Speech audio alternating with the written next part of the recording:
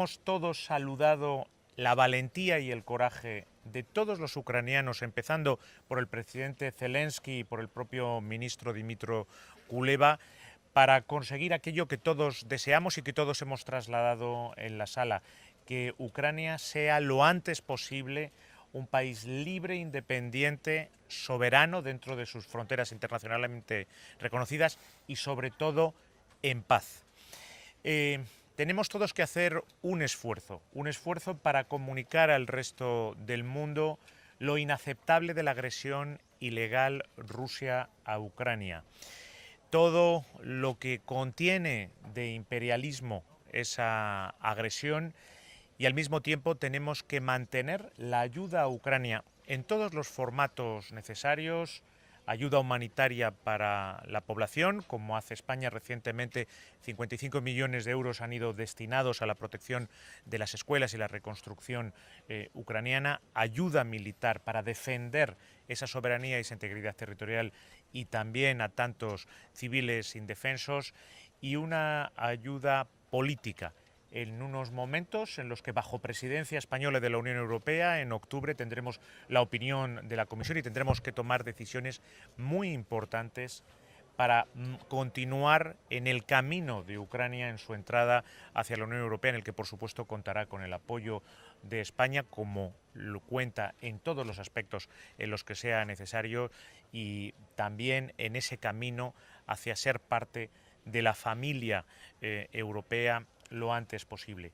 Y por último, no tenemos que olvidar que los crímenes que se están cometiendo desde el inicio de la agresión rusa en Ucrania no pueden quedar impunes.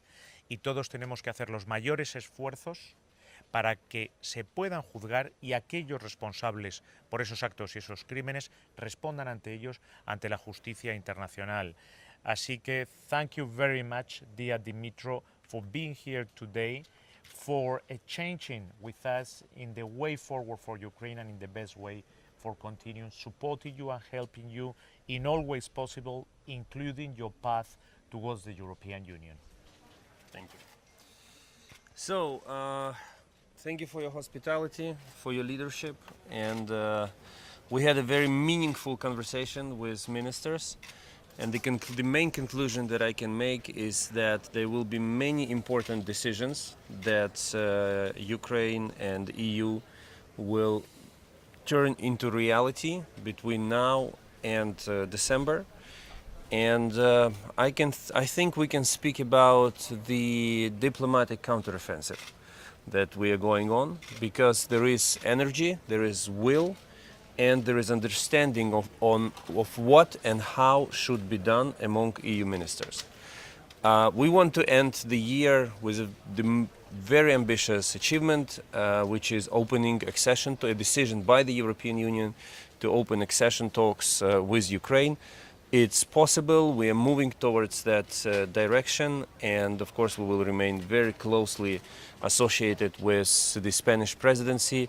And I appreciate the words of support that José Manuel has extended today, and the promise to steer this process in the most constructive and result-oriented way. And I also take this opportunity to thank you for everything you personally and your government and the government you belong to has done for Ukraine and for Europe since the beginning of the large-scale invasion. There were so many cases where I didn't have to ask you because you were coming up with the initiative. You know, you were not waiting for requests, you were proposing how else can we help, and we will always be grateful for that. So, media always like details, and to be more specific, right, you all nod in response, that's natural. We agreed to coordinate our steps and communication with countries of Asia, Africa, South America, to get them on board of the peace formula proposed by President Zelensky. We discussed some very specific measures that we will be taking to achieve this goal. We will further strengthen the instrument called Grain from Ukraine as a way to provide African and Asian countries with grain in the form of humanitarian aid. We had a very successful launch last year. We want to repeat it. Our companies our defense industries will get together in Kiev to discuss ramping up production and co-production of weapons needed for not only for Ukrainian army to continue its counteroffensive, but also for your armies to fill your stocks and to become stronger. And with this, we also agreed to continue conversation on the tribunal. We all indicated interest in bringing Russia to account. I'm very grateful for the interest that was indicated by EU member states in doubling efforts on the return of Ukrainian children forcibly deported or abducted by Russia. And one last thing on grain, it's the grain corridor. We want Black Sea Grain Initiative to be fully restored. We agreed today on the ways we will be extending land corridors, and I appreciate that the Commission is willing to do it. Ukraine also believes, and I conveyed it to member states, that the alternative grain corridor, sea grain corridor, that does not involve Russia, is possible. We have to make it function in a sustainable, way. We can achieve that together, and when we do it, the world food security will not depend on Russian hunger games and blackmail. So we agreed today that we will keep working on looking into the ways and work on how to make this grain corridor stronger. I will stop here. Thank you once again for this invitation, and as I said, a very meaningful conversation. I leave Toledo with very specific decisions that we as ministers have to work on to allow our leaders to seal them and give green light. We will be very busy in the coming weeks and months, but I am more than ever certain in our overall success. Do you regret that you have always to ask the German government if you need something instead of the Spanish proposal? Well, it doesn't happen this way all the time. German government also makes some proposals and offers to us. The discussion that we are having now with the German government is on providing Taurus long-range missiles. France and the United Kingdom already did so.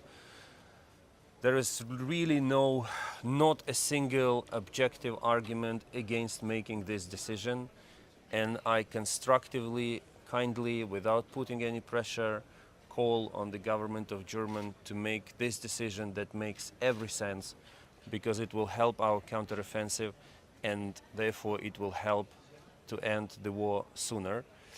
By the way, speaking beyond Germany, I also took this opportunity to call on all EU member states who operate F-16s to join the Netherlands, Denmark and Norway in contributing to the aviation coalition, not only in trainings, but also with planes. This is something that is easy to do now. And I hope that my call will be heard and we will continue working with them to see more planes contributed to this coalition. Mr. Kuleba, are you happy in terms of contribution of Spain in terms of arms right now to Ukraine, or you need more? And if that's the case, what else do you need? When we win the war, I will come out and publicly say we don't need more. As long as we are fighting, we need more, and you have to take it as we're not doing it out of whim or because we are greedy or because we want to get to more than we need. No, we need everything to win, to restore peace in Europe. So far, the Spanish government has provided us with the equipment and weapons that we needed. Spain was, by the way, one of the first to deliver its Hawk systems last autumn when the missile attacks started. I mentioned, I think I can be open here, I said to José Manuel today that we would be grateful for delivery of more tanks, armored vehicles, and air defense systems. This is something that we are asking every country to focus on, and Spain is no exception. Sorry, just a second to follow on that question. I will do it in Sure, Spanish sure. for the Spanish press. He tenido un encuentro bilateral antes de que comenzara la reunión, un desayuno de trabajo con el ministro Kuleba, en el que hemos analizado todos los aspectos y le he vuelto a garantizar que España ayudará y apoyará a Ucrania tanto tiempo como sea necesario en todos los aspectos. No me gusta hablar de material militar porque esto es una guerra que está teniendo lugar y yo creo que no ayudamos a Ucrania haciéndolo, pero es público y lo saben que ante las solicitudes de Ucrania, España, como decía el ministro Kuleba, ha entregado baterías antiaéreas, ha entregado también tanques Leopards y aquellas cosas que en todo momento han estado en nuestra mano. Y esa línea no va a cambiar y así se lo he reiterado al ministro Kuleba. Pero acaban de pedir más carros de combate, F-16 no tenemos, pero sí tenemos más carros de combate que se pueden acondicionar. ¿Está sobre la mesa del gobierno? Como siempre hace el gobierno, toda petición de Ucrania se estudia y en la medida de nuestras posibilidades la hemos venido atendiendo. La voluntad de ayudar a Ucrania a defender a sus civiles indefensos, su soberanía y su integridad territorial tanto tiempo como sea necesario, está presente y no va a variar. There was criticism over the summer that the offensive, counter-offensive, is not making enough progress, that it's not focusing enough in the south. Did you hear this criticism today again, and how do you respond to that? Criticizing the slow pace of counteroffensive equals to spitting into the face of Ukrainian soldier who sacrifices his life every day, moving forward and liberating 1 kilometer of Ukrainian soil after another. I would recommend all critics to shut up, come to Ukraine and try to liberate 1 square centimeter by themselves. Thank you. Thank you very much. I have to continue with the meeting. Thank you. Bye-bye. Dimitro. Thank you very much.